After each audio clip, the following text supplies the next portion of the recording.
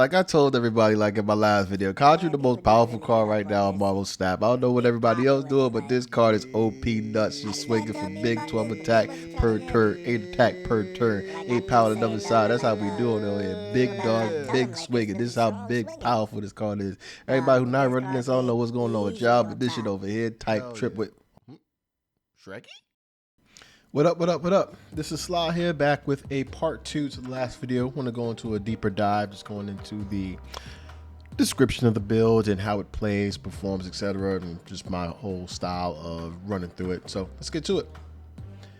I have initially, again, Khonshu is the star of the show, and per the last video, I've been using him in combination with Wong and Gambit to deliver a lot of power in regard to removing opponents' monsters and asserting my own with doubling the effects with the discards and doubling the summon effect with Khonshu to get either an 8 power or 12 power card on the opposite side of the lane. So yeah, there are a couple of cards here that are essential. I'd say that you have to kind of play these. So that will go to Blade, Lady Sif, and Gambit and Wong. Obviously, they're the stars of the show in addition to Khonshu, but in regard to the cards that I would recommend that you have immediately beside them would be Blade, Morbius, and Lady Sif, just to complete that whole package. And basically, the build is very straightforward. You're playing, aside from a few cards, it's very straightforward, I should say. You're playing hopefully Blade and Morbius to kind of start off. You want to dedicate a specific lane that you want to control because Khonshu will set up the other lane, hopefully, or Big Apocalypse if you have him discarded enough time. So we'll get into that. So again, early turns you want to hopefully open up with Blade, Morbius, or even Corvus Glaive, and of course one of the heavy hitters to discard. You don't need to immediately jump out. It's turns 3 and 4 that you really start to set up. Hopefully by turns 3 you jog Lady Sif or Corvus Glaive. Corvus Glaive with Khonshu is immediate ramp up, because if you play him on turn 3, on turn 5 you'll have 6 Magicka to play either Apocalypse or Khonshu, and then on turn 6 you can end it on whatever play you want, assuming that you have anything, assuming it's not Big Apocalypse, you can just throw anything down at that point. Now Colin Wing and I'd even say Blade Master, some solid substitutions if you don't have access to Lady Sif, Corvus Glaive, etc. They're not as consistent with getting rid of, obviously, Khonshu's even costed card, but still, if you have access to cards such as Scorn, you can substitute those two in there and kind of have some fun with the discard mechanic. Remember, the objective is to kind of discard your entire hand, as Khonshu will bring back something, and hopefully if it's a low power card, it'll have a significant boost when Khonshu's effect puts him on the field. One of the aspects of this deck that really helps stand out is the fact that Khonshu and Apocalypse are great, obviously Khonshu in particular, but you have the existence of Wong and Gambit to help double the effect. Wong in particular, you can get Morbius pretty high with how many cards you're discarding, so even if you didn't have access to Khonshu and you wanted to replace it with Swarm, if you're doubling the effect with Wong on the field, that is helping to discard twice as much as before, and you'd be surprised you can have a very high attack Apocalypse and Morbius to pretty much close out the lanes that you need. Another thing to note is that Wong is not the central key, he's just a very efficient battery. I say that to say that, you put Wong on the field, and let's say that you don't have to immediately put a discard effect such as Gambit or Corvus Glaive. I have Shadow Master in there just because of the play around maneuverability that I can have. Let's say I put Wong in the middle lane. I would play Corvus Glaive from the left or the right side if I can, and then play Grandmaster, or save it depending on if my opponent wants to play Enchantress to remove Wong's effect, or Cosmo to just negate reveal effects altogether. So you can play around with Wong to see how your opponent reacts, because you don't have to double effect all of the discard cards. You definitely want to use it for Khonshu's effect to get double summons, of course, but if your opponent, if you anticipate your opponent blocking that lane or mess with the lane that you're trying to set Wong up in, you have that option to just use the opposite lanes and then use Shadow Master to simply move that whatever creature, whether it be Gambit or Corvus Glaive, to the middle lane to activate the effect hopefully again. So again, I'm putting that out there to say that there's a lot of maneuverability. Wong is very helpful, but he's absolutely not essential. with regard to his placement. He's more of a distraction, honestly. I put him on the field to see how my opponent reacts, and if they're going to let him pass by not putting anything or focus on another lane, that's when I'll just go overboard and double discard or double destroy with Gambit, and then set up that turn 6 with a double summon with Khonshu. Easy peasy. We've had some great field effects for the discard mechanic. There's one where it just discards a card for you to draw a card. You can just have one discarded from your card randomly, or the newest one where they discard a card and give you an equal or new card of the same cost. So all benefits for the discard mechanic because they're all getting chucked anyway. I say that to say be mindful of the field effects and the positioning.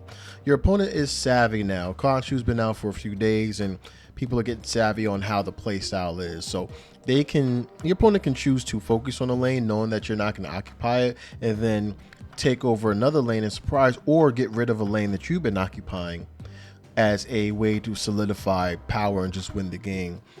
I say that to say to be aware of that. Be cognizant of where you're positioning the creatures and where your opponent is. If you can take over your opponent's lane immediately, I would recommend going for it.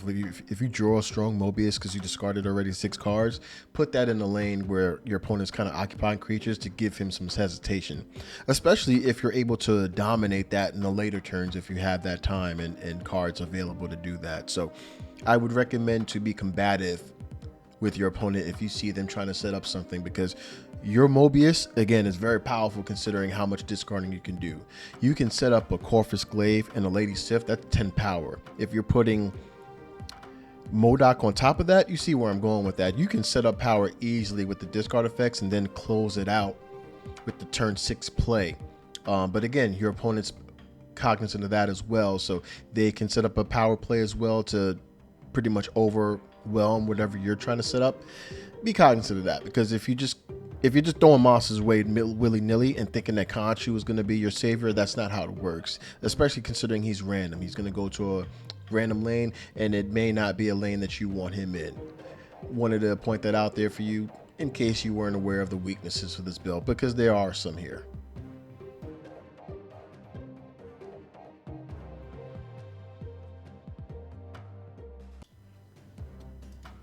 Alright, so this is a build that actually does not use Wong in any form or fashion. This is more of a, I won't say a pure discard, it's not, because it's running Iron Man, but we have Gorn there, but it takes full advantage of having Khonshu bringing back with an increased attack power. So we'll go through it. The cards you obviously need, number 1, goes without saying, but also would have to give it to 3 other cards as well. You're going to need Blade, as he's able to immediately discard Apocalypse or Khonshu the minute you draw him, and he's usually very handy, especially considering his cost. And decent 3 attacks, not too bad. Mobius, absolute power card. You can even discard him. He'll come back with an increased attack power, hopefully, but at 2 costs, this is a save card that could put on the field and easily skyrocket to 15 attack, just with how much discarding is being done here. So that's an essential mandatory card. Lady Sif, also mandatory. She targets the highest card in the hand, so compared to Corvus Glaive is good as well, but Lady Sif in particular is able to target the high cost cards and kind of leave other creatures alone. So we obviously, I kept on Gambit in here because popping the card, and especially with the fact we're discarding, is kind of a plus for us in 2 ways. So that's the reason why I have been in there. And Corvus Glaive allows me to, well, if I'm being honest, I don't have Luna. If I had Luna, there's part of me that would play her, but Corvus Glaive allows me to discard 2 cards and have 1 Magicka. Most importantly, allowing me to play Khonshu or Gore or Apocalypse early. So that's the main benefit of that. The reason why I don't like Corvus Glaive in here so much, because you can discard MODOK, and I don't actually recommend that. I play MODOK in here as a, you know how you play Wong and then you go into whatever it is, like if you're playing a 3-star build, you know what I mean, like you play Silver Surfer last and all that to kind of double the effect. I say that I have my kind of state of play where I play Corvus Glaive, and then I like to go into MODOK, and that usually puts me at the point where I have either a strong Apocalypse or a 12 attack Khonshu ready to hit the field, and just hopefully have another discarded card to resurrect with that set attack. So that's the kind of state of play I like to have. You want to take your time with this type of build because you're not rushing to put all the cards on the field. You have Blade, but you're using it only when you want to discard a particular card. You don't want to discard MODOK. You honestly don't even want to discard Dracula. You could, you just don't want to. You want to save it for those targeted cards. Ghost Rider fits in that same motif. If I draw him, usually I'll have Dracula or Iron Man or Gore, and you can easily chuck that to bring back later at no extreme detriment to his power in the field.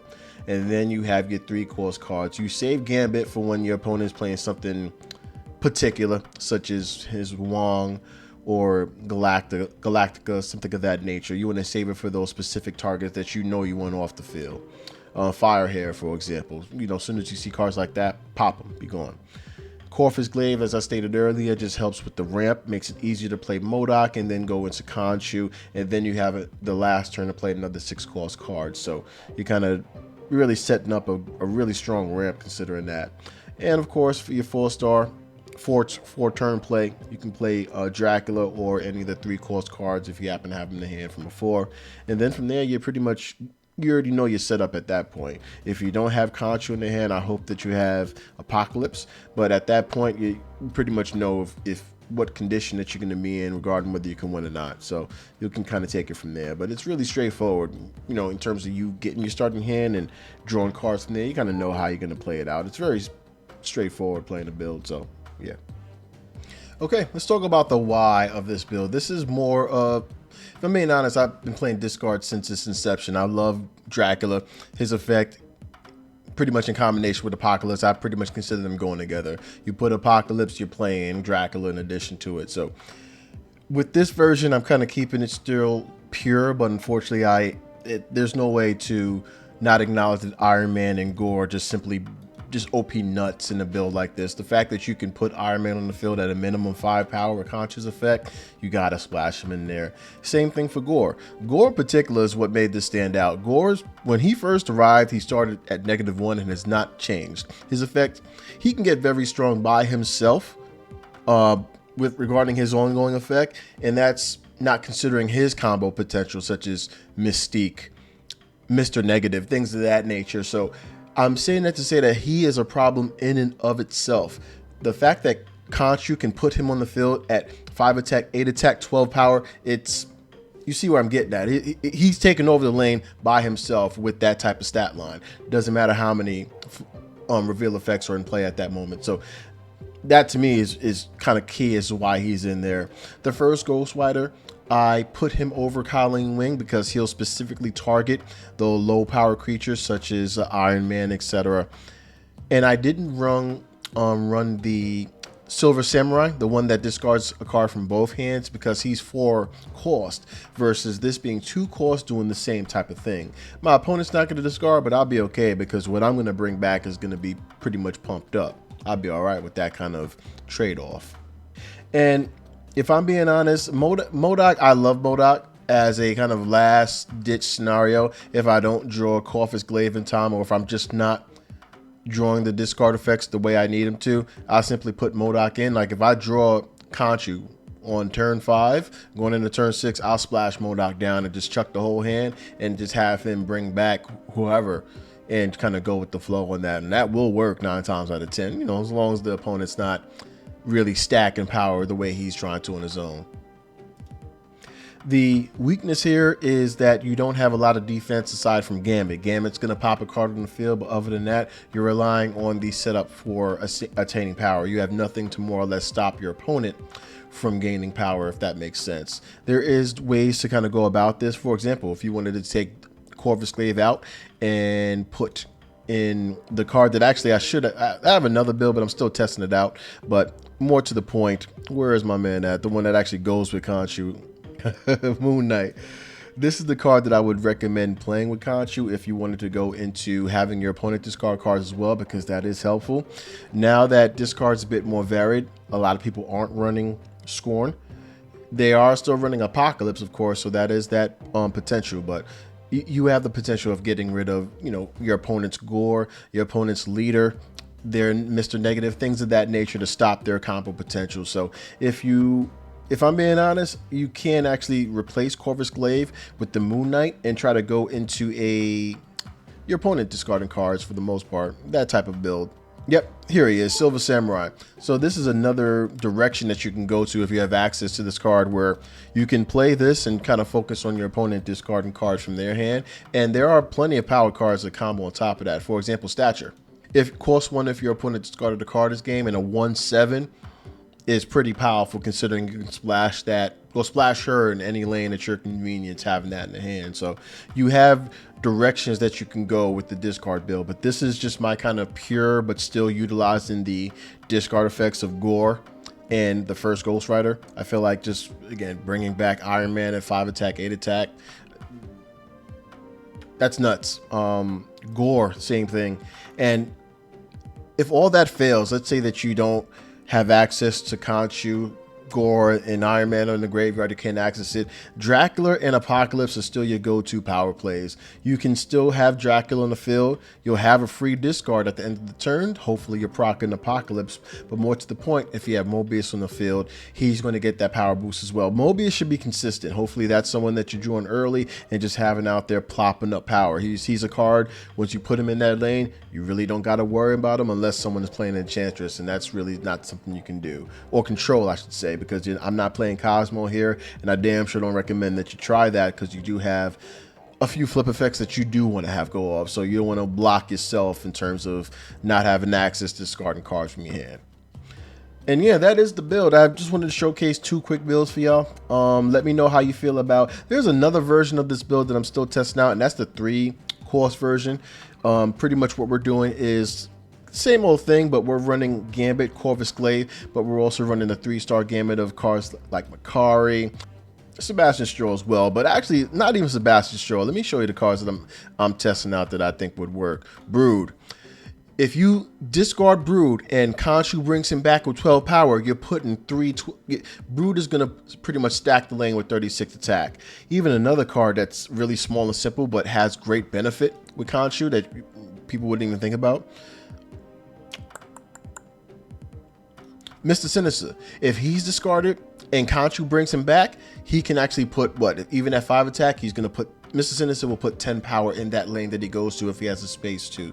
So there are a lot of combo potential for Khonshu, not even just in discard, but in other types of builds overall. That's why I was saying that he's kind of too OP. You can put him in a lot of builds and he'll just work. A pure Dracula Apocalypse build is still capable of generating high power, and Khonshu on top of that is just extra sugar on the sauce, if you know what I'm saying. So that's 2 builds I wanted to showcase y'all. Please let me know what you feel, or how you feel about the build in the comments below. Let me know what cards you tech in and wouldn't tech in, and let me know if you actually would want to see that kind of 3-star setup that I have cooking up, where you're running Fastios, Gambit, and that other fool. The one that's actually pretty strong. I forgot his name. Gladiator. I forget all the names. I have said what I need to say about Khonshu, and I feel like I am done with kind of going over this card. Hopefully you guys are having a lot of fun using it. I know I have. I've easily gotten an infinite with this, hands down, easiest infinite ever. If this effect ain't nerfed next week, I'd be very surprised. I'm being honest with you, but leave that one alone. Let me know what you guys think about the play style, build, etc. in the comment section below. I'm planning on showcasing a build. This is actually low-key one of my favorite cards right here. Not Victoria is actually my favorite card overall, but where's she at? Firehair. I've been digging her quite a bit. Firehair is going to be the next card I kind of showcase in the next video, just because of how healthy she's been for the destroyer, like just destroy decks overall, and just destroying cards. It's a different outlook that you have in regard to it because of her, and I appreciate this card so much for it. It's gonna be a nice video I make for her. She's just nuts. I love her effect and the way she helps create synergy with regard to just the overall gameplay and destroy mechanics. Anyway, I'm done yapping. See y'all in the next video, y'all. Cheers.